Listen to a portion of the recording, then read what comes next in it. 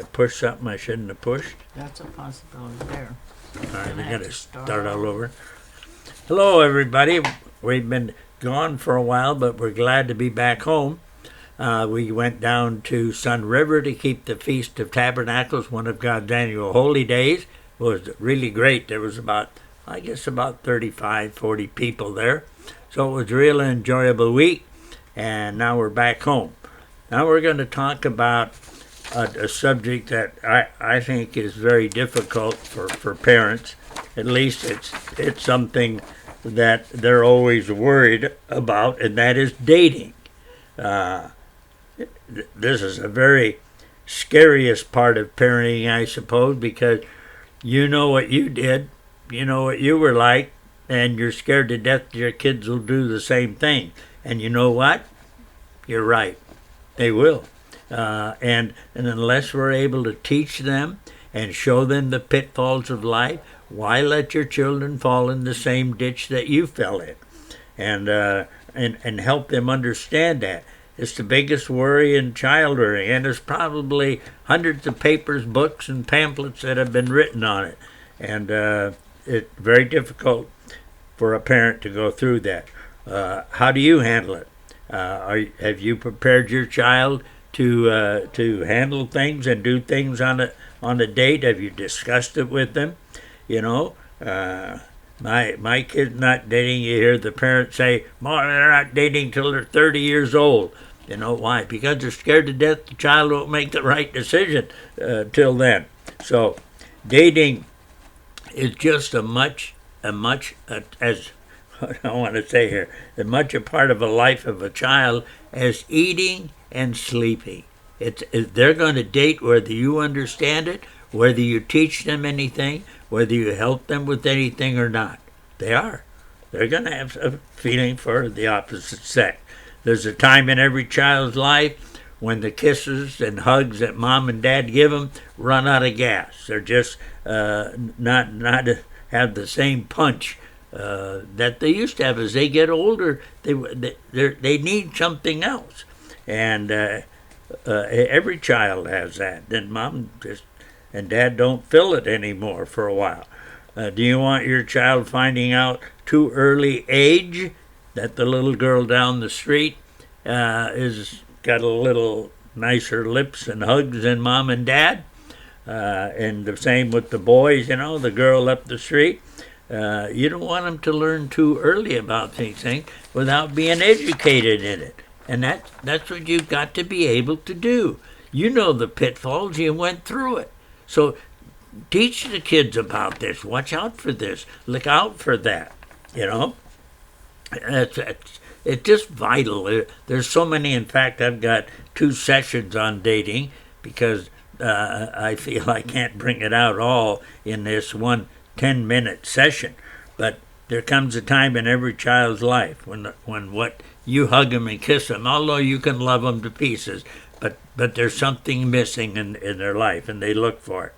Do you want your child finding out early in life, early in their age, before they understand these things? Remember the class I gave on time. You only have so much time, and whatever decision they make, they live with it. And you want them to make right decisions, and you've got to help them and teach them and show them and guide them in that direction. So I'm often asked, what age would you allow your children to date? It's a question that comes up. Most parents think in their mind, I'm not letting mine date till they're 30 years old because they don't feel that they're going to make the right decision. But I'm asked that question often, and my answer is to them, I would not allow my children to date alone. Let me explain my dating concept first so you understand. I'm not in favor of dating until I know the child can handle the situation it is going to be in. Now, how do you handle it in dating when something doesn't go right? And people get all bent out of shape and young, and you don't have to do that. You can explain to the fellow, and I'll bring that up in the next class. In other words, I don't want my child taking a college test before the child is ready. You want to get your life, it's real. and the heartaches that come along if your child fouls up, one of them comes home, your daughter pregnant or something, you're the one that suffers for it too. It hurts you just as much. So realize those things, and they're very, very serious principles to be able to teach and to help and know what's going on. Talk to your children about it. They got feelings just like you did, you know, and you like somebody, and you let them hug you and hold you and do those things, and it never hurt your body, and it won't hurt theirs. So you got to show them and teach them and help them with that. Be honest. Tell them the truth. Like if a guy is not going to be a gentleman in dating and respect your wishes and help you, help you understand, he's not going to be a gentleman in marriage. Look for those things. Why is there so many divorces, and even divorces in the church? And you all know somebody that got a divorce. Why? They loved each other once. What took place? What happened? When I counseled for marriage, I was shocked at how many people said, I sure didn't expect this. I didn't expect that. What did you expect? What did you expect? You see, there's certain things that you have to look for and watch for the pitfalls that are out there and teach them to your children. So who taught you how to date? Mom? Dad? Nobody. I was thankful in my life I had an uncle that really helped me understand some things that my dad left early and I needed to realize, and I was very thankful for him because he gave me some things to think about and gave me a lot of good wisdom, and so did my mom.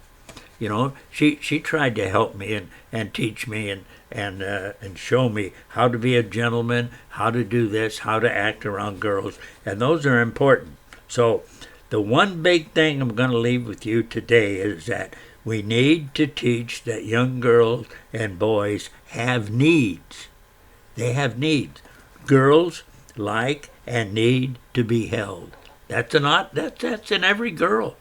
They need affection. They like affection. They need attention. They need to be loved. They need to be noticed. That's why they dress like they do. That's why they take the time that they do to get ready to go out. They don't go work and play in the garden and then go out on a date. Why? Because they know they're not looking right. They got all their cruddy clothes on and this and that. They want to look right, and that's a pitfall. And the biggest one is that they like to be held. Those are important, and they need and like to be loved. And those elements never leave her. They never leave. I don't care how old a woman gets, how old she gets. Those needs are vital, and they're there. So you have to teach it. Boys have needs too. They need to enjoy attention. They want to be noticed and looked up to. They want sex and affections, like to be held. These needs never leave them either. And so those needs there, what happens when you put those two together? You got the makings of a bomb that can explode. So you've got to teach them and show them that. Put the needs together. It's a deadly combination unless they have been taught how to handle it. My biggest question for you here would say, read Proverbs 7. Read it to the children. Explain what's happening to them. God gives you all the answers you need. The greatest child-rearing book that there is the Bible. So use it. And read Proverbs 7 in a modern translation. So be more next time. Thank you.